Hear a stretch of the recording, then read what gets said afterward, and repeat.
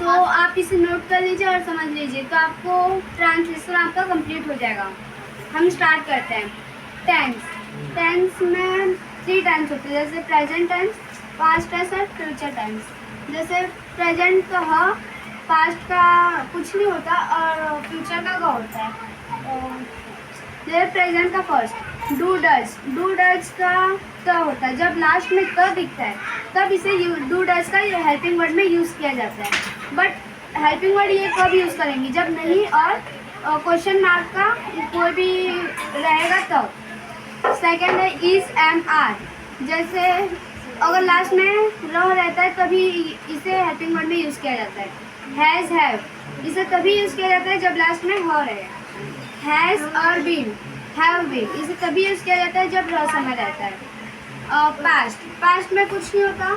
और did, did में भी कुछ नहीं होता। इसमें भी अगर नहीं और क्वेश्चन मार्क रहता है तभी आपको डिड का यूज़ करना है, नहीं तो नहीं करना है। फिर वेयर, वॉज, जब रह लास्ट में रहता है तभी वेयर या फिर वॉज का हेल्पिंग वर्ड में यूज़ करना है। हैड, हैड का पश्चात पहला पूर्व, जब पश्चात पहले पूर्व रहता है तभी हैड का यूज़ होता है। हैड बीन, रह समय, जब रह समय रहता है तभी हैड बीन का यूज़ होता है। जैसे फ्यूचर में ग है,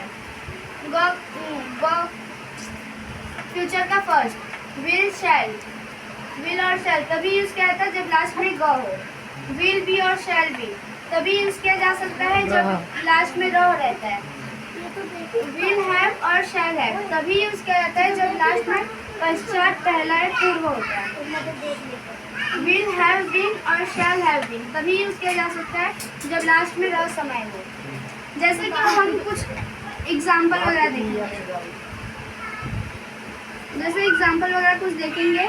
जैसे यहाँ पे लिखा है वह स्कूल जाता है, तो हमें पहले क्या दिखाई दे रहा है, वह दिखाई दिया, तो हमने ह पे एक सर्कल कर दिया है ताकि, और यहाँ पे और ह इसमें ढूंढने के किसका है, तो हमें ह पहले प्रेजेंट में दिखा है, तो हम यहाँ पे कोई डाउट वगैरह ना हो इसलिए प्रेजेंट में पी लिख लेंगे।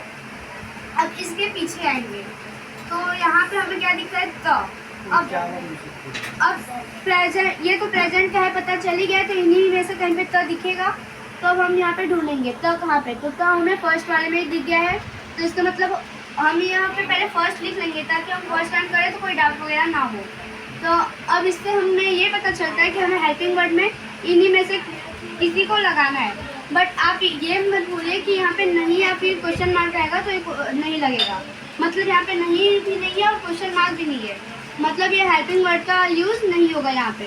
अब हम सेकंड एग्जांपल पे आते हैं। जैसे वह स्कूल जा रहा है, ठीक है, तो यहाँ पे फिर से लास्ट में हमें ह मिल गया है, तो हम फिर ढूंढेंगे तो यहाँ पे पास्ट में ही है, फिर एच मतलब ह लेंगे और यहाँ पे फिर लिख देंगे ताकि हमें कोई डाउट ना हो। फिर ढूंढेंगे, यहाँ पे पीछे आएंगे हम लोग, देखेंगे यहाँ पे र लिखा है, तो अब यहाँ पे ढूंढेंगे हम इन्हीं चारों में से कि र कहाँ पे लिखा है, तो हमें दिख गया कि सेकंड वाले में र लिखा है, तो हम लोग कोई डाउट वगैरह ना हो इसके लिए सेकंड लिख लेंगे। अब यहाँ पे हमें ये र लिखा है, इसीलिए हम इन तीनों ही में से कोई ना कोई इसका हेल्पिंग वर्ड होगा, इतना हमें पता चल चुका है। अब हम चलते हैं थर्ड क्वेश्चन पे।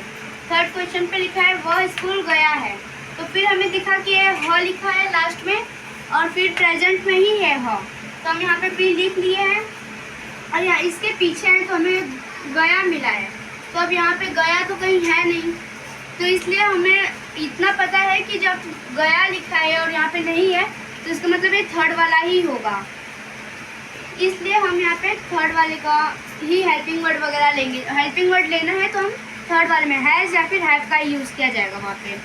जैसे लिखा है यहाँ पे वह स्कूल जा चुका है, तो यहाँ पे भी पता चल चुका है कि हमें प्रेजेंट का है, जैसे यहाँ पे ह लिखा है तो हम यहाँ पे लिख चुके हैं पी, और यहाँ पे लिखा है चुका, तो चुका तो यहाँ पे कहीं है नहीं, इन चारों में से आप ढूंढेंगे, यहाँ पे कहीं चुका तो है नहीं, इसके मतलब अगर चुका नहीं है तो आपको समझ लेना है कि ये थर्ड वाला ही है, और थर्ड वाले में का हैज़ या फिर हैव दोनों में से कोई भी यूज़ होगा। तो समय वाला कितना है?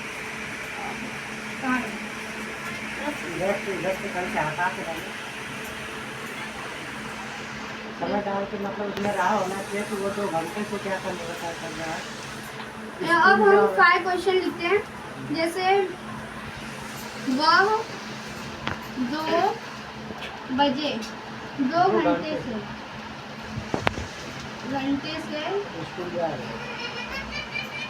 स्कूल जा रहा है। इसमें समय होना चाहिए, चाहे जो भी लिख सकते हो आप। स्कूल में कुछ भी लिखा जाता स्कूल जाता है। है।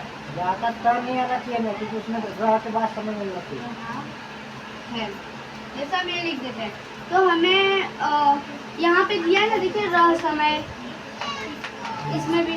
तो अभी इसमें समय, इसमें हम लास्ट में देखेंगे तो हमें क्या दिख रहा है, वह दिख रहा है।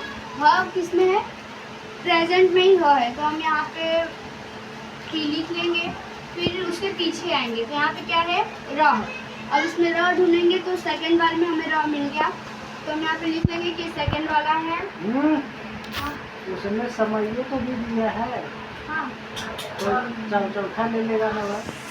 और फिर वो नहीं, फिर यहाँ पे यहाँ पे देखिए आपको दिखता होगा कि यहाँ पे रह समय लिखा है।